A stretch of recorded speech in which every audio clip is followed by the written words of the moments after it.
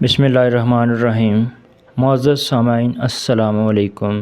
معزز ناظرین، آج کی اس ویڈیو میں آپ کو ایک ایسے بدبخت کافر فرعون کے بارے میں بتائیں گے جو واقعات سے 3500 سال پہلے پیش آیا تھا۔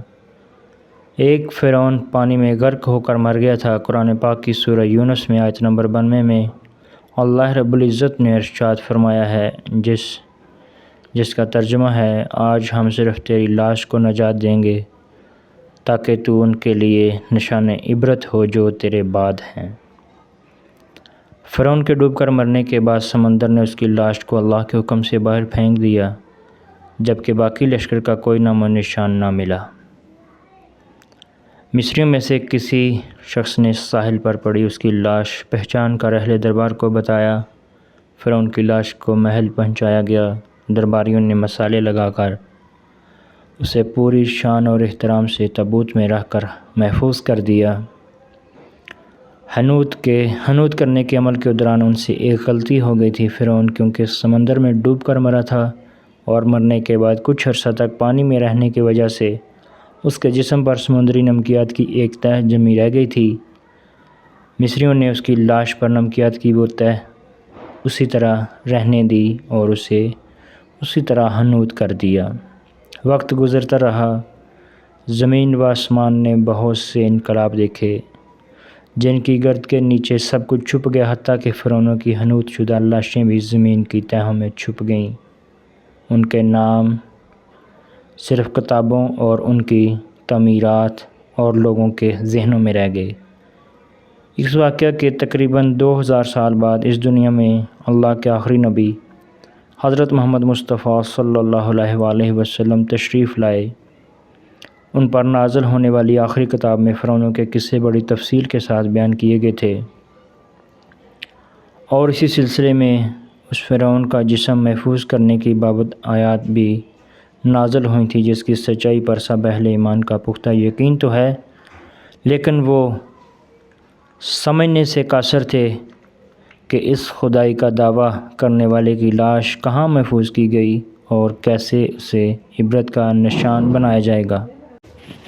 1871 میں مصر کے ایک شہر القرونیہ سے تعلق رکھنے والے ایک غریب اور معمولی چور احمد عبد الرسول کو فرعونوں کی حنوط شدہ لاشوں کی طرف جانے والے خفیہ راستے تک رسائی مل گئی۔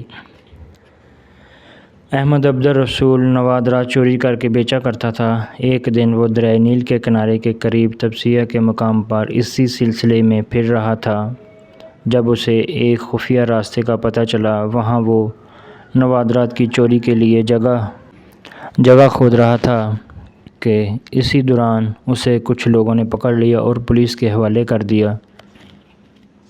وہ جس جگہ کو کھود رہا تھا وہاں سے ملنے والے راستے کی جب مسلسل کھدائی کی گئی، 1891 کو دوسری ممیوں کے ساتھ اسی غرق ہونے والے فرعون کی لاش بھی مل گئی۔ اس کے کفن پر سینے کے مقام پر اس کا نام لکھا ہوا تھا۔ ان ممیوں کو ماہرین قاہرہ لے گئے۔ جب ان ممیوں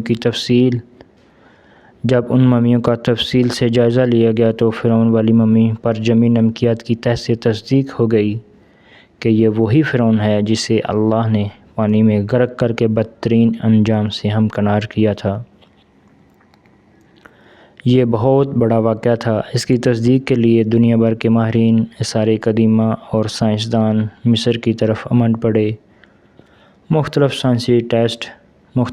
سائنسی ٹیسٹ کرنے کے بعد دنیا بھر کے سائنسدانوں نے تصدیق کر دی کہ دوسری سب لاشوں کی نسبت صرف فرعون کی لاش پر ہی سمندری نمکیات کی تہ جمی ہوئی تھی۔ اس تصدیق کے بعد اسے فرعون کی لاش قرار دے کر عجائب گھر میں محفوظ کر دیا گیا۔ 1982 میں فرعون کی ممی خراب ہونے لگی تو اس وقت کی مصری حکومت نے فرانس کی حکومت کو درخواست دی کہ فرعون کی ممی کو خراب ہونے سے بچایا جائے۔ نیز سائنسی ذرائع سے اس کی موت کی وجہ بھی معلوم کی جائے۔ چنانچہ مصری اور فرانسیسی حکومت نے مل کر ممی کو فرانس لے جانے کا انتظام کیا۔ جب فرعون کی لاش کو فرانس پہنچایا گیا تو ایئرپورٹ پر اس دور کے فرانسیسی صدر بذات خود حکومت کے اعلیٰ عہدیداران، تمام وزراء اور فوج کے افسران کے ساتھ استقبال کے لیے موجود تھے۔ فرعون کی لاش کا استقبال کسی عظیم زندہ بادشاہ کی طرح کیا گیا۔ فوجی دستوں نے سلامی دی۔ فرعون کی ممی کو ماہر ڈاکٹروں کی ٹیم کے حوالے کیا گیا۔ اس ٹیم کی سربراہی ڈاکٹر مورس بوکائے نے کی تھی۔ مائکروسکوپ ٹیسٹوں کے ذریعے ممی کے تمام اعضاء کا باریک بینی سے جائزہ لیا گیا تو معلوم ہوا کہ اس کی لاش اور جسم میں سمندری ذرات ابھی تک موجود ہیں اور موت کی وجہ بھی پانی میں ڈوبنے کی وجہ سے اس کی موت بھی پانی میں ڈوبنے کی وجہ سے ہوئی تھی۔